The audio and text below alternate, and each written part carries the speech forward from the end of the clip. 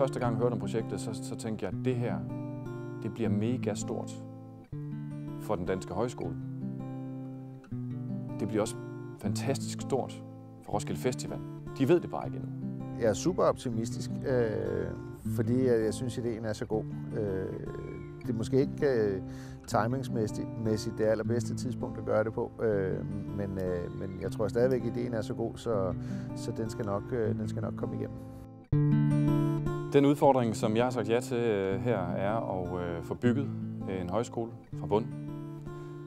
Og det stiller mig over for en kæmpe stor udfordring, som jo handler om at finde finansiering til et projekt, til en højskole, som beløber sig op i omkring 100-120 millioner.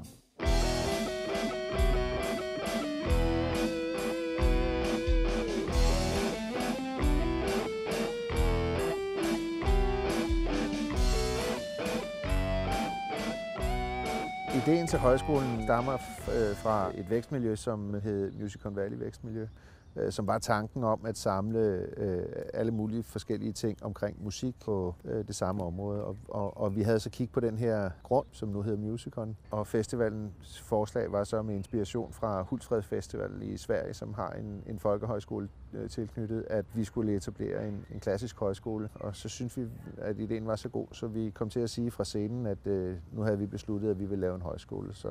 Så var vi sådan set i gang. Det her, det er halv 10 på Musicon i Roskilde.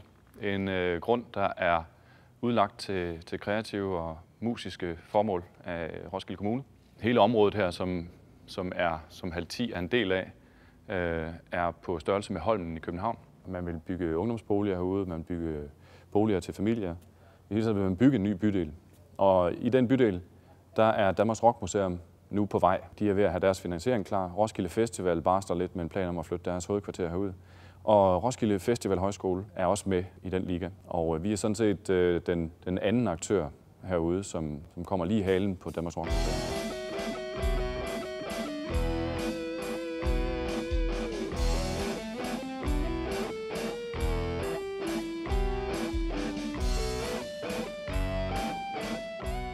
Vores primære fokus, når højskolen er rejst, det bliver de lange kurser, og vi vil måske endda forsøge at genopfinde de årskurserne, som jo er på 40 uger. Vi laver ikke specialiseret, vi laver en dannelsesinstitution, fordi vi gerne vil trække den massive fællesskabsdannelse og samfundsdannelse ud af festivalen og ind på en højskole og gøre festivalen langstrakt. Jeg er ansat til det her som enkeltperson. Der har jeg jo en pengetank lige nu på 2,5 millioner. Og det er til udvikling af projektet. Når den pengetank er brugt op, er projektet sådan set slut.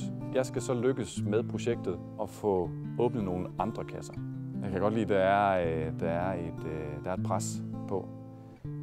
Og jeg har en meget dyb overbevisning om, at det her det kan godt lade sig gøre. Jeg er gammel mountainbike-rytter, og jeg elsker at køre på bakke.